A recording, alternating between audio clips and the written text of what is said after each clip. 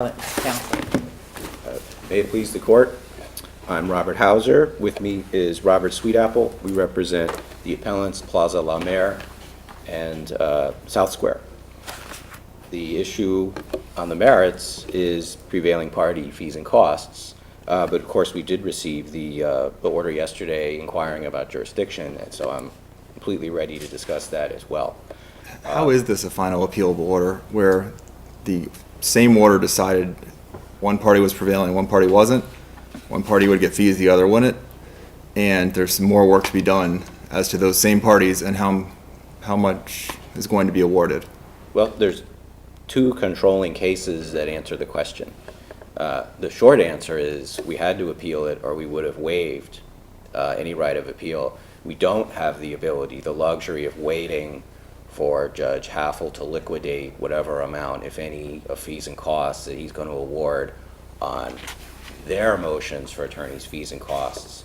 You still have to appeal an order that denies your own motions for fees and costs right then and there because it's considered final. The case that says that such orders are final is the BDO Seidman case, which is from this court. I'm recalling that it's Judge Klein, but I'm not sure. But then the controlling case, the case that tells me that we absolutely have to appeal on pain of getting dismissed, is reliable reprographics. And that is almost exactly like this case where there were competing motions by the two different parties for attorney's fees. So the party that's analogous to me in reliable reprographics brought a 768 attorney fee motion and it was denied. And that party didn't appeal immediately. That party waited until the other side's motion for prevailing party attorney fees and costs was granted. And so that person who's analogous to me in that situation filed a notice of appeal and appealed both. And this court held that the 768-79 ruling could not be appealed because it was time barred. Were there separate orders in that case, though, no? Yes. Yes, had to be. Isn't that relevant, though, where this is one order, both sides are saying they are prevailing parties, and the trial court makes a determination that one side is prevailing and the other isn't? If these were to be appealed separately, isn't it possible that there could be two different prevailing party determinations on appeal? Theoretically, yes, but as a practical matter, what's going to happen is this court can decide prevailing party fees and costs, and the trial court's going to follow it. I mean, it's as simple as that. But you could still appeal if these are treated separately. When the amount is determined on the remaining issue, you could appeal that determination separately as to a prevailing party. In theory, but my motion for attorney's fees and costs was denied in 2016. It was denied on this. Your motion was denied in 2016, but in the same order, the prevailing party, that they were the prevailing party, was decided, and you could theoretically appeal that decision and try to erase their entitlement to fees in a year or whenever the amount is determined. Except what I'm trying to communicate is that would be malpractice on my part because my appeal would be dismissed. Mr. Mendelson would file a motion to dismiss. That motion would be well taken because we were required to appeal in 2016. But on the other order, the other portion of the order that says that they are the prevailing party and get fees, that's still out there. That's still out there, and you could appeal that order under your thinking, and then we could have a different panel deciding the same facts to determine, and they could theoretically the different panel could come to a different conclusion based upon the same exact parties, issues, etc. In theory, but that could have happened in reliable reprographics as well. And yet it was a jurisdictional problem, and that party lost and had their appeal dismissed. So I think what the court's hung up on is that it's all one order. And what I'm hung up on is I have separate and discrete claims for attorney's fees that are not the same as their claims for attorney's fees. I'm saying I'm the prevailing party. I'm entitled to fees and costs. Those motions have been denied with finality. And but your prevailing party argument is based on the same basis as the other side's motion. It is the flip side of their prevailing party motion, which is not appealable yet. So I guess the real question is that, does allowing this to go forward and finding jurisdiction create piecemeal appeals, which is what Mendez tries to avoid? Of course it does. But let me throw this out. Let's say we have 4 parties. Let's say there's 7, 8, 9 parties, and they've all got fees and costs. is the court going to require all those motions to be resolved to finality before the first party who had their issue resolved can take it to court? Now, I don't think that makes any sense, right? There could be 7 or 8 parties all seeking fees and costs, and the court could be resolving those issues one by one. It does not make sense to wait until the very last motion is resolved on fees and costs before the first person who got denied can ventilate that. Even when that determination is all based on the same question as to who prevailed? Right, it's almost always a question of prevailing party. And even in reliable reprographics, I realize 768, 79, and prevailing party are not exactly the same issue, but they're interlocking because having a 768, 79 claim means that you successfully kept the other side from collecting X amount of money. And sometimes the attorney's fees go on to the amount that's collected. So even in reliable reprographics, the 2 results on the attorney fee motions were not completely independent. And frankly, one could have affected the other. So had our order said the motion is granted without prejudice for you to raise your appeal after the amount has been determined, would have protected you, would it not have? well, jurisdiction. I don't think there's anything that the court or I can do to create jurisdiction if it turns out that our appeal would be time barred in the future. And I think it would be based on, I think reliable reprographics is controlling. So I think you have jurisdiction. In fact, I think I was obligated to file that notice of appeal when I did on pain of waiving the issue forever, at least as to our recovery. I agree I could appeal a judgment in their favor, but what about the fact that we want attorney's fees? If there's any other questions about jurisdiction, I'd love to hear. Otherwise, I'll go on to the merits. Or should I address the jurisdiction? You want to alternate? I'll do that now. Well, it's up to you. Well, why don't we do that now? And we'll just stop the clock from running as to your argument time, and let's just hear from appellees on the jurisdictional issue while we're on it. Thank you. May it please the court, Steve Mendelson again for the appellees in this case. We did make the motion to dismiss. We made the motion to dismiss to avoid piecemeal litigation for the exact same reasons that Judge May brings up, that there's a potential for inconsistency. We have a suggested solution to this. After receiving the order yesterday, we thought about it and we discussed it internally. Perhaps a relinquishment of jurisdiction to allow the trial court to adjudicate the amount of fees to be awarded to my clients and to enter a final judgment, and then to have, if they choose at that point, to appeal, to file a notice of appeal, and then consolidate the matters before this court. Because we have briefed the issues, we've done a lot of work here, and I think to me that would be the most economical way of handling the matter. Any questions? Okay, thank you for your suggestion. Anything further on that? Look, I understand that they think that we're trying to box them in. I was interested in preventing inconsistent decisions or opinions in this case than trying to play gotcha with them. Do you think that Reliable, the case they cited in their response, is binding and does it decide the issue? No, because there were 2 discrete motions made. In our case, we had 1 joint motion, actually, for entitlement to fees, and a joint stipulation on the issue of fees. So it was jointly brought to the court, tried together. These were interlocking issues that cannot be separated, and they did say in candor that they're the flip side of each other. In the other case, you had separate motions made under 768.79. We don't have that in this case.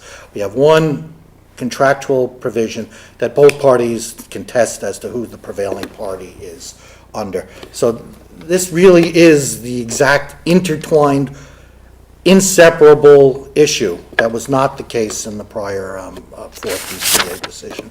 All right, thank you very much. And Mr. Howes, if you'd like to go ahead and start with your argument. All right, thank you, Your Honor. So on the merits, there's a very simple problem that the trial judge made, and frankly, if the court dismisses this appeal, the trial judge is going to implement this error to conclusion, which actually would be a tragic disaster, because it seems to me it's very clear, for whatever reason, Judge Haffel thought that he couldn't award fees for any of what we're calling the Phase 1, Phase 2 part of the litigation from 95 to basically '04, because he thought that Phase 1 and Phase 2 were intertwined. And I'm not contesting his decision that they were intertwined.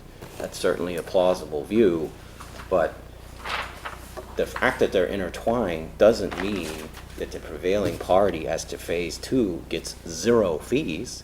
It means that the prevailing party as to Phase 2 gets all the fees. So, and the best case on that, the case that establishes that the trial judge is wrong, is actually a case that was cited by the other side and described correctly by the other side below. It's the Broward Marine case. It was accurately presented to the trial court by Mr. Mendelson. He did a good job. The case was in front of Judge Haffel, and for whatever reason, he still thought, despite this, that he wasn't going to be able to award fees for the entire Phase 1 and Phase 2 case. And, you know, the bad news is that's the part that we unquestionably won, right? We're the parties who were basically kicked out of these 2 real estate transactions by fiat, by letter, by notice from the other side's lawyer in 1995, and we spent 8 years, including a several-day jury trial, proving that we shouldn't be kicked out of the deals. It was bitterly contested litigation. Phase 1 was the jury trial on the breach of representation, breach of warranty, breach of contract, and fraud claims. And then with the jury verdict in hand, we know as to South Square, no money was awarded, so my client got a 0 verdict there as to South Square. As to Plaza La Mer, my client had to pay $144,000 at the time, which plus interest. But in the Phase 2 part, with that jury verdict in hand, the other side was unable to convince the trial judge to throw my clients out of these deals. They're profit participation deals. They're deals where my clients have a right of first refusal, and my clients have the opportunity to make, through an affiliate, an offer which would basically force either a sale or purchase of either of these 2 properties, respectively. So my clients win the Phase 2 rescission argument. It's intertwined with Phase 1, and the trial judge erroneously says, I'm not going to give fees for any part of Phase 1 or Phase 2. Now, there's unquestionably a prevailing party fees clause for litigation related to the 2 agreements, including the 2 agreements that were repudiated in 1995 by counsel. So all the Phase 1 and Phase 2 litigation is subject to the fee shifting clause, and fees should be awarded for Phase 1 and Phase 2. Unfortunately, when you take Phase 1 and Phase 2 out of the equation, all that leaves in the trial judge's mind is Phase 3 and Phase 4. They convinced Judge Haffel that they were the prevailing party in Phase 3 and Phase 4. I think they're wrong about that as well, because as to Phase 3, we never would have been close to asking for an accounting. We wouldn't have been entitled to an accounting. We wouldn't have been entitled to ask for anything if we had lost Phase 2. Similarly, as to Phase 4, Phase 4 is a declaratory judgment that we're in the deals. So Phase 3 is basically the flip side of their claim to deny us access to records. We want an accounting, they say you're out of the deals. Phase 4 is a declaratory judgment saying we're in the deals and we have the rights that we have under the preliminary participation agreements. Phase 1 and Phase 2 are their claims to the inverse. No, you're out of the deals. You don't have rights under these profit participations agreements. You don't have first refusal rights. You don't have the shotgun buy-sell right. You don't have profit participation rights. So the question is, what do we want the court to do? The easy answer is you have to send this back with clarification that Phase 1 and 2 are included in the prevailing party determination, because when the other side sued for breach of contract, breach of warranty, and fraud, those are events for which fee shifting applies. And the fact that Phase 1 and Phase 2 are intertwined is not relevant. I think the judge is probably right about that, but it doesn't matter. That means we get fees for Phase 1 and Phase 2, whoever the prevailing party is, and frankly, it's us. I think even Judge Haffel in his order all but says we're the prevailing party, but I'm not going to grant fees because of this inextricably intertwined problem. But then there's another question. I think Judge Haffel found that all 4 phases are not separate and distinct. I think that was his conclusion. But that's subject to de novo review here in this court. So this court may disagree. As I said a few minutes ago, I think phase 1 and phase 4 and phase 2 and phase 3 are all flip sides of the same arguments. They're saying we're out of the deals, we're saying we're in the deals. They're saying we don't have access to documents or financials, we're saying we do have access to them. So I think it's all one issue, but this court may, on de novo review, conclude that 1 and 2 are a separate and distinct issue from 3 and 4. Or you can send it back to Judge Haffel and make him decide that. But because it's a de novo issue of law, I don't see why the court can't rule on that. But the bottom line is the significant issue in the case for purposes of Moritz is, can they kick us out of the deals? They tried. They sent us a letter saying that the agreements are void, and we litigated for 8 years to prove that we can stay in the deals. And that's the significant issue in the case. That we wouldn't have had a quibble about the accountings. We wouldn't have had a declaratory judgment claim of any kind. It would be necessary if they had succeeded on that threshold question of can they kick us out of the deals. And I will reserve the remainder of my time for rebuttal. Thank you. What, did you have any questions? That's fine. No. Okay, thank you. Thank you, Your Honor.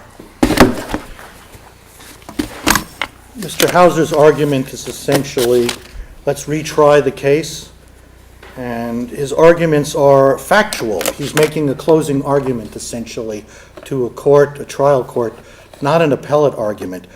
His main thrust is to reweigh the evidence differently than what has already been determined by this court previously in its appellate order and by the court, the trial court. Let me make a couple of changes to what he said and to change his revisionist history. He claims that somehow that the trial court found that my clients repudiated an agreement with his client. That is absolutely inaccurate. They never pled anticipatory repudiation, and the word repudiation appears nowhere in any of their pleadings, any order, the judgment, anywhere. That's not here. This is just simply an argument that they're making at this stage. Let me see if I can explain things a little more clearly than what has been discussed, and this is a 22-year marathon litigation now. The parties entered into essentially 2 agreements. The first one is called the Preliminary Participation Agreement. I'll call it Contract 1 or the first contract. And that did not have a fee provision? That is correct. And the first one dealt with the acquisition of the 2 shopping centers by my client and contemplated further agreements between the parties to be executed after my clients acquired the shopping centers. One is the Profit Participation Agreement. That's contract number 2, which was entered into the day after my clients closed on the properties. There's also a management agreement as well. The second contract, or contract 2, has the prevailing party provision. Throughout this case, for approximately, 15, 18 years, the appellants took the position that my client's rights were limited to contract 1, or the first contract. And I set forth in our brief a number of areas where they've made motions to dismiss, motions for judgment on the pleadings, motions for summary judgment, and in each of these arguments they say all of our rights are limited to contract number 1, not contract number 2, and they assert we never pled a breach of contract number 2. Now, in going back through this, I picked out something that I think is very important for the panel to focus on. And this deals with the issue of attorney's fees. And this is in the record at page 3967. And it addresses my client's request for attorney's fees. In response to my client's request for attorney's fees, they state, and I'll quote, "With respect to plaintiff's demand for attorney's fees, it is obvious that the plaintiffs have misread the attorney fee entitlement in the Juno Beach Profit Participation Agreement. The prevailing party, that's contract 2. The prevailing party entitlement reads as follows, and I won't read it other than to state that they took the word terms from that paragraph 8 of contract 2 and underlined it. And then they go on to say, quote, "It is obvious that the claim in count 7, which is the rescission of the contract 2, is not based on any express term in the agreement, and therefore there is no attorney fee entitlement inuring to the benefit of the plaintiffs," meaning that you look back to contract 1. Then they say on page 3982, "Therefore, the warranty," which was the warranty against the receipt of commissions by their client, that the jury found that they had breached, "is inseparable and intertwined in the Juno Beach Preliminary Participation Agreement, Contract 1. And Delray property is restricted to an action for damages ex contract 2. So their argument throughout this case has been, our rights are limited by contract number 1. We have no rights under contract number 2. We have never asserted a claim under contract number 2. And contract number 1 has no attorney's fees provision. That's how they pled this case. That's how they dealt with it for the vast majority of the time.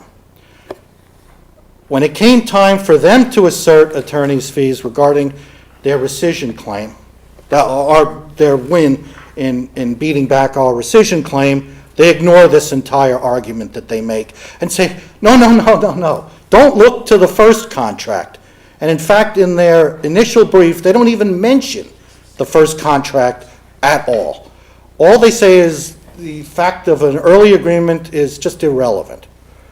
So they say, ignore the first one, just focus on the second one, because that's the one with the attorney's fees provision, even though they told us we could not rely on it. So what do we have? Does it matter what the claim is as to whether the second contract provides for fees? Yes, because, They were saying on the rescission, right. it did not involve anything involving the contract. We did not assert a breach of the second contract, nor any underlying legal basis to justify the rescission of the second contract. But there were a multitude of other claims. There was a fraud in the inducement claim that we had made as well, and that was the fraud in the inducement of the first one. Now, let me say in candor that my prior counsel, not from Greenbrick George, prior counsel did not plead this in a clear manner, okay? Sometimes, looking back on it, it's easier, and I don't want to throw him under the bus. But honestly, in hindsight, I think he confused the issues. To the credit of both Judge Crow and Judge Haffel, they understood what the real issues were. If you go back to Judge Crow's February 2008 order, that's the one where he talks about the rights of the parties to an accounting. He clearly understands that there's no breach of the second agreement. They don't have a counterclaim with the second agreement. Neither party is asserting either a breach or some problem with the second agreement. It's the first one that created the issue. And he says that in the 2008 order. Judge Haffel, to his credit, looked at the 2008 order of Judge Crow, picked up on that, and reviewed the pleadings. And based upon the pleadings and the arguments made by the appellants, which I pointed out to the court, that they changed their position 180%, he realized that it's really the first contract without the attorney's fees provision that was the operative one. Now, let me try to answer your question. Their essential point is that I can't make an argument for fees under the second contract, but they can, even though they don't have a counterclaim under the second contract, and even though they asserted we didn't have a claim under the second contract. Really, what's good for the goose is good for the gander. If we don't have a right to fees under the second contract, they don't have a right to fees. So how do you under have it. a right to, because you've been granted fees. Yes, okay. What I've discussed so far deals with the issue of rescission. And the last thing I'll say about rescission is, they say that's the overarching issue in the case. It isn't. If that was the case, what we would have is a marathon at the 8th mile mark. They declare themselves victors. They were successful in rescission, no question about that. But then we had the rest of the race that went through the year 2015. And they were trying to rescind the contract that the rescission claim was related to the contract that did not have a fee clause. That's correct. And isn't the whole, what's good for the goose, I mean, doesn't that support the argument that these issues should all be decided together? Which issue? And the fee, both parties' entitlement to fees, who's the prevailing party, who's entitled to what? On jurisdiction, you mean? Yes. Yes, I agree with that. And that's why we made the motion. That is exactly correct. Okay, so that's the issue of rescission. What the second part of it was what we tried from 2007 through 2015. In 2004, the court had determined that they were still in the deal, so to speak, that their rights under the profit participation or the second contract were valid and enforceable, and their accounting would go forward. So from essentially 2007 through 2015, we tried the accounting issues. All of their accounting issues they lost on. The accounting issues related solely to the second contract and their rights and our rights under the second contract. That's why we're entitled to attorney's fees for the accounting phase of the case. So starting around 2007 approximately. When that is When correct. that second phase, or whatever phase it was, began. That is correct. In your view of the world. That is correct. And let me just change what Mr. Hauser said. I never sought fees before Judge Haffel earlier than 2007. After he ruled on rescission against us, I gave up that issue. I did not appeal on our loss on rescission. I'm going to live with that in this case. The only thing I'm seeking now, and Judge Haffel agreed with me, is that we're entitled to fees from the accounting phase of the case. And that's why we're here. They assert they're the prevailing party, I imagine, on the accounting phase, and as well on the prior appeal. Although it's not in the record and it would have been post, has anything happened since the July 2016 order that's on appeal with Judge Haffel? In this case? No. After they appealed, nothing went further. I will point out that there was an order from Judge Haffel before the appeal which said that before setting the matter for a trial on the amount of the fees, that the parties would mediate the amount of the fees, and if necessary, then that it would be a trial. So on relinquishment, I think that would make some sense for efficiency in this case. So they've already set this up as phases in the case, and we agree that they're phases. What we disagree on is that Judge Haffel made mistakes. He clearly understood that what happened after they were declared to be profit participants in the accounting, that they lost all arguments in phases. And if you go back to Judge Warner's decision from 2015, she sets out in an unbelievably elaborate detail exactly what transpired between the parties, the facts of the case, and points out the distinction between the first and second contracts. I will also go back to her order, and it was really brilliant in how she did this here. In dealing with their argument on fraud, they asserted that we could not assert a fraud claim, or it didn't, as a matter of law, have merit because there was a merger clause in the second contract. So our fraud and the inducement claim against both the first and the second was barred by the second merger clause in the second contract. And this court previously addressed that and said, A, merger clauses don't do that, okay? But B, even if it did do that, it didn't do that in this case, because the contract number 1 was the operative issue regarding the commissions. That was the controlling document. Once the closing occurred, the fraud had already occurred, and it was over by that point, and we're then past the issue. So what does this mean? It means that the fraud related to the first contract without the fee provision, and that's the argument that they had originally made, which they now seem to have abandoned. So in summation, the position they're now taking as to entitlement to fees on rescission is at 180 degrees different than the position they took throughout this case.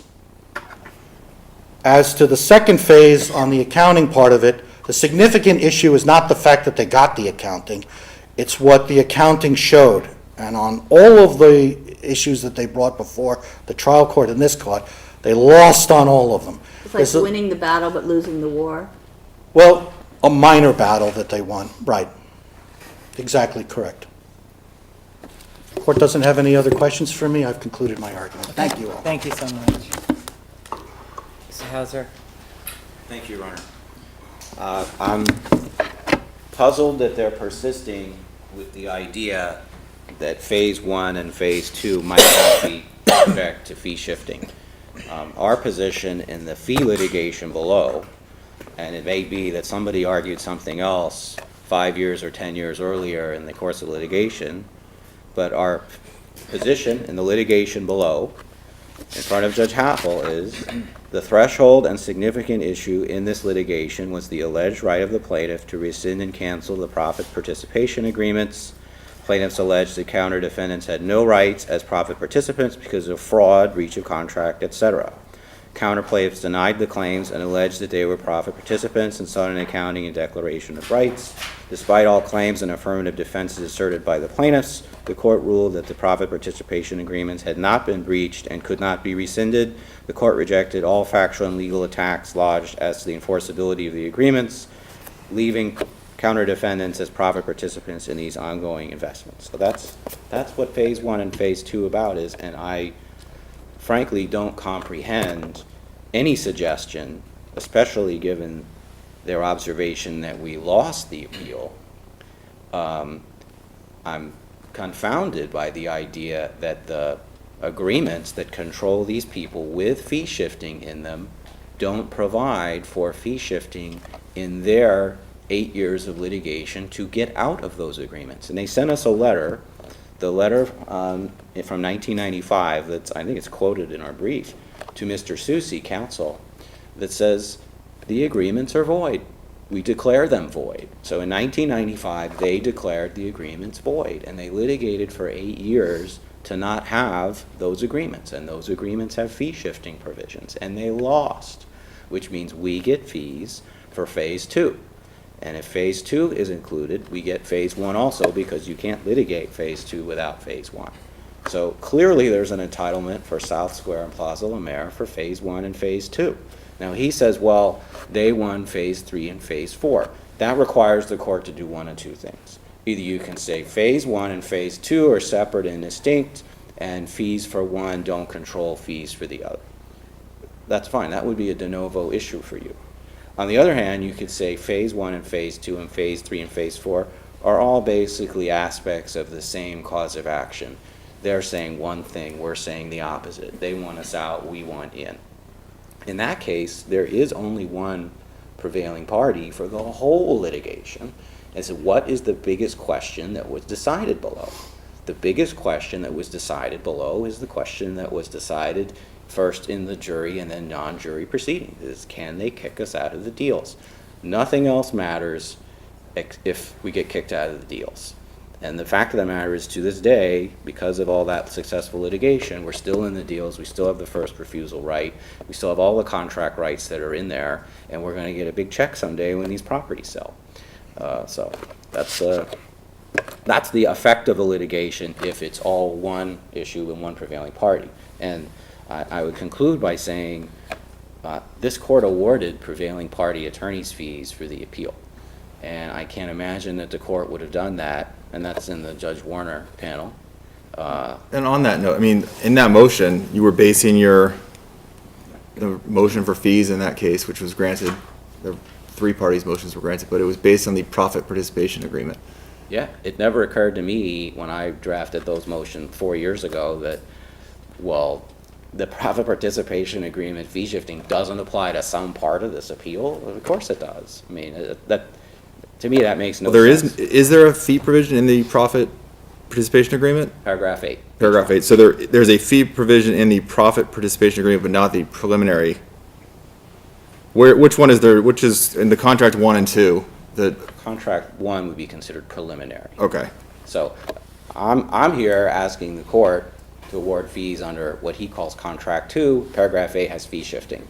And please don't overlook the fact that there's two entities. Right? My one client, South Square, had a jury trial and was required to pay nothing. And my other client, Plaza La Mer, had a jury trial and was required to pay $144,000. I think those are both wins for us, but clearly they're not the same. And so my fear is some judge will say, oh, well, $144,000 is a lot of money, even though in this case it isn't. And so that changes the result between Plaza La Mer and South Square. But South Square has to be a prevailing party. South Square got a goose egg, jury verdict, and stayed in the deals, and got the accounting, and got a declaratory judgment that they survive in the deal. So the distinct entities should not be overlooked. And can I just ask one other question, just to clarify your position?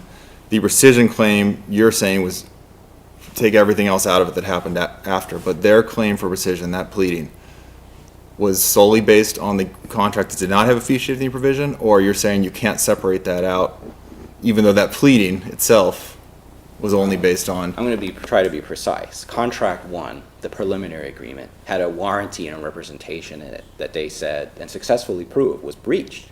Okay? So they said that entitles us to terminate and kick you out of contract 2. And they took the position that contract 2 was void in writing, and then they sued to establish that contract 2 was void. So without getting into whether contract 1 has a fee shifting clause or whether we breached it, because the jury apparently said we did, if you try to get out of contract 2 and you say that it's void and you litigate with me for 8 years to get out of it, I want fees under contract 2. Forget about contract 1. And that's what I'm arguing here. Contract 2 applies, and I think the Broward Marine case leaves no room for any other answer. I think it's the end of the story. So I'm out of time. Unless there's a question, I have to sit down. All right. Okay, thank you very much. Thank you so much, Your Honors. Court will be in recess.